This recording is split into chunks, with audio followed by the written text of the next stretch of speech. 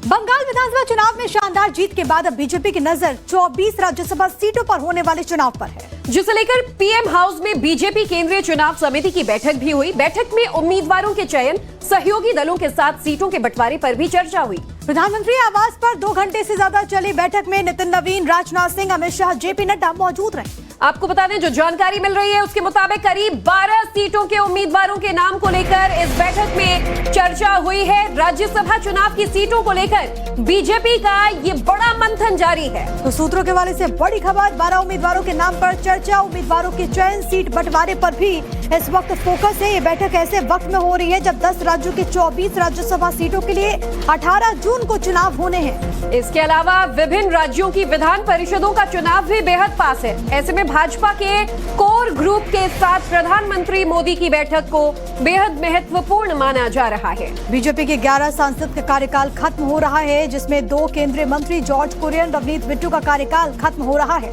पंजाब में विधानसभा चुनाव को देखते हुए रवनीत बिट्टू का राज्यसभा में जाना भी लगभग तय माना जा रहा है। तो बिट्टू फिलहाल केंद्रीय मंत्री हैं और राज्यसभा के सांसद भी हैं। राजस्थान से कल हुई चुनाव समिति की बैठक में लगभग 1 दर्जन नामों पर बीजेपी ने मुहर लगाई। तो जानकारी ये मिल रही है कि आंध्र प्रदेश से बीजेपी राज्यसभा की 1 सीट की मांग कर रही है और ऐसे में अब देखना ये होगा कि क्या जोड़तोड़ या नामों को लेकर चर्चा में फाइनल डिसीजन लिया जाता है। तो पीएम मोदी और अमित शाह की अलग से मुलाकात, बैठक के बाद दोनों की अलग से मुलाकात हुई है और खबर यह है कि राज्यसभा उम्मीदवारों के नाम को लेकर विस्तृत चर्चा की गई। सहयोगी दलों के साथ सीटों पर तालमेल बैठाने को लेकर ये चर्चा हुई, जिसमें प्रधानमंत्री और गृह मंत्री ने भी नामों को लेकर फाइनल डिसीजन किया है। एक तरफ कोर ग्रुप की बैठक, तो वहीं दूसरी तरफ खबर यह है कि दरअसल अलग से मुलाकात हुई है प्रधानमंत्री नरेंद्र मोदी की और अमित शाह की, और इस बैठक में भी कई विषयों को लेकर के चर्चा, विस्तार से चर्चा हुई है। राज्यसभा उम्मीदवारों से जुड़ी हुई जो बात इस वक्त कोर ग्रुप की बैठक में को लेकर के भी खबर है और इसके बाद अलग से मुलाकात में भी चर्चा हुई है।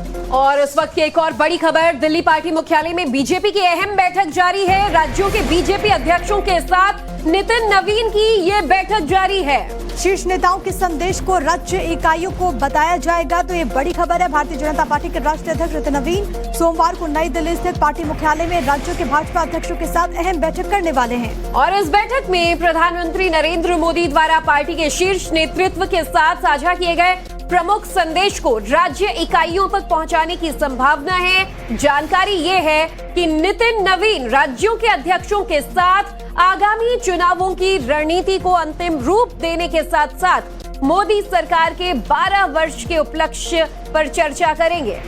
तो आपको बताते चले, कार्यक्रमों पर चर्चा होगी। बैठक में भाजपा के राष्ट्रीय महासचिव बी एल संतोष, अन्य राष्ट्रीय महासचिव भी सम्मिलित होंगे। लेकिन ये बैठक बहुत महत्वपूर्ण है। किन मुद्दों पर चर्चा होनी है वो आपको बता देते हैं, क्योंकि दिल्ली में भारतीय जनता पार्टी की बेहद अहम बैठक जो कि होगी और इसमें तमाम राज्यों के प्रदेश अध्यक्ष भी पहुंचेंगे। तो राज्यसभा सीटों को लेकर बीजेपी की हाई लेवल बैठक जारी है और मंथन का दौर शुरू हो गया है। चलिए इससे जुड़े कुछ अहम पॉइंटर्स हम आपको बड़े स्क्रीन पर विस्तार से समझाते हैं। 10 राज्यों की 24 सीटों पर राज्यसभा सीटों पर चुनाव होना है। शीर्ष नेताओं के संदेश को राज्य इकाइयों तक पहुंचाने का लक्ष्य और इसीलिए बैठक। नितिन नवीन बैठक की अध्यक्षता कर रहे हैं। जो राष्ट्रीय अध्यक्ष हैं वो प्रदेश अध्यक्षों को आगे की रणनीति साझा कर रहे हैं। इसमें उत्तर प्रदेश, पंजाब, उत्तराखंड, गोवा, मणिपुर चुनाव पर इस बार फोकस किया जाना है। 2027 में होने वाले विधानसभा चुनाव को लेकर के विशेष तौर पर चर्चा की जा रही है, जिससे जाहिर है कि यूपी सबसे प्रमुख है। और ऐसे में मोदी सरकार के 12 वर्ष पूरे होने पर भी अलग अलग कार्यक्रमों का आयोजन किया जाएगा। ये कार्यक्रम कैसे संचालित किए जाने हैं, इसे लेकर भी आज की बैठक में चर्चा हो रही है। तो कई चीजों को लेकर के इस बैठक में चर्चा हो रही है जो कि बेहद खास है। लेकिन अब आपको जानना ये जरूरी है कि आखिरकार कहां-कहां राज्यसभा चुनाव हो रहा है। तो 10 राज्य हैं और ऐसे में हम आपको बता देते हैं, आंध्र प्रदेश से 4 राज्यसभा सीटें खाली होंगी, गुजरात से 4, कर्नाटक से 4। इसके अलावा मध्य प्रदेश, राजस्थान की 3-3 सीट, झारखंड में 2 सीट पर वोटिंग, अरुणाचल में 1 सीट। और इसके अलावा मणिपुर की 1 राज्यसभा सीट बेहद अहम हो जाती है। मेघालय से भी 1 सीट और मिजोरम से राज्यसभा की 1 सीट खाली हो रही है। और इन तमाम 24 सीटों को लेकर बीजेपी की आज रणनीति बन रही है और बैठकों का दौर जारी है। तो ये बैठकों का सोमवार है और लगातार एक के बाद एक बैक टू बैक बैठकें हो रही हैं। बैठक में कई विषयों को लेकर के चर्चा, मुख्यतः उम्मीदवारों को लेकर के, सहयोगी दलों के साथ भी किस तरीके से आगे बढ़ा जाएगा, सीट बंटवारे के फॉर्मूले को लेकर के भी और ये मंथन। वो राज्य हैं जो हम आपको दिखा रहे थे टीवी स्क्रीन पर, जहां राज्यसभा के लिए चुनाव होने हैं। ऐसे में 18 जून को ये मतदान होगा और 8 जून तक नामांकन होना है। ऐसे में कई नेताओं की किस्मत चमक सकती है। किन नेताओं की चमकेगी किस्मत, अब ये सवाल होगा तो जरा आप जान लीजिए। मणिपुर से एन बीरेन सिंह राज्यसभा जा सकते हैं। मध्य प्रदेश से नरोत्तम मिश्रा को राज्यसभा सीट दिया जा सकता है, तो मध्य प्रदेश से ही एक आदिवासी चेहरे को भी इस बार मौका मिल सकता है। अरविंद भदौरिया और रंजना बघेल का नाम इस वक्त चर्चाओं में है। अर्जुन मुंडा और आशा लकड़ा को लेकर के भी इस वक्त प्रबल संभावना है कि हो सकता है कि इनको भी राज्यसभा भेजा जाए। तो रविकांत राय हमारे संवाददाता हमारे साथ जुड़ चुके हैं, उनका हम रुख कर लेंगे। रविकांत, आज बैठकों का सोमवार बीजेपी के लिए है, ऐसे में खासतौर पर राज्यसभा को लेकर मंथन किया जा रहा है कि इन तमाम 10 राज्यों से किन किन बड़े नेताओं को, बड़े नामों को इस बार बीजेपी मौका दे सकती है।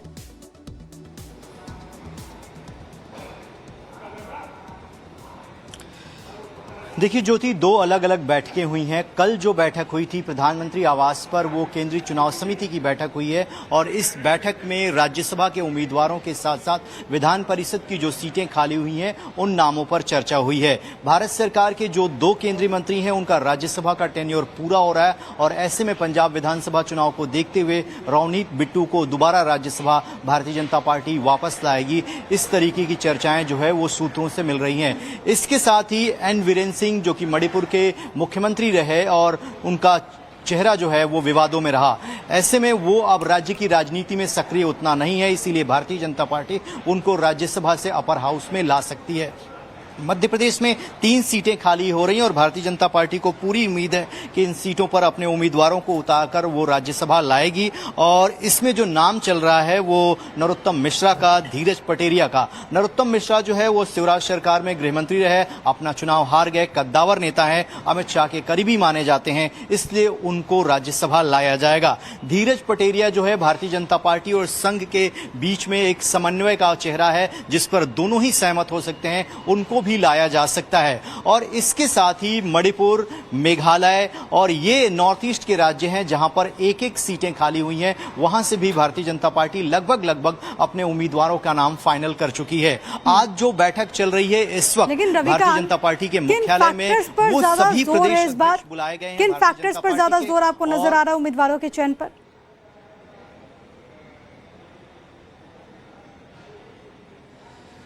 देखिए, भारतीय जनता पार्टी जब भी किसी उम्मीदवार का चयन करती है राज्यसभा के लिए तो वो इस बात का ध्यान रखती है कि इनके आने से संगठन को और भारतीय जनता पार्टी को किस तरीके से फायदा होगा, और उन्हीं उम्मीदवारों का चयन किया जाता है जो ग्राउंड लेवल पर एक्टिव होते हैं या उनका इंपॉर्टेंस जो है वो संगठन और सरकार के बीच में होता है। इसीलिए उन नामों को तरजीह दी जाती है और वो सभी नाम जो है वो संगठन की सलाह पर केंद्रीय नेतृत्व को भेजे जाते हैं। जिन राज्यों में विधानसभा की सीटें खाली होती हैं या राज्यसभा की सीटें खाली होती हैं, उन राज्यों से नाम मंगाए जाते हैं कि आप अपने नामों की सूची जो है वो केंद्रीय कार्यालय को भेजिए और उन नामों पर यहाँ पर गहन मंथन और इन तमाम फैक्टर्स को देखते हुए देखिए बीजेपी में मंथन का दौर हुआ और खासतौर पर इसके बाद एकांत में खुद प्रधानमंत्री मोदी और गृह मंत्री ने भी नामों को लेकर मंथन किया है। देखना होगा कि आखिर आगे क्या डिसीजंस लिए जाते हैं। धन्यवाद रविकांत आपका इस पूरी जानकारी के लिए।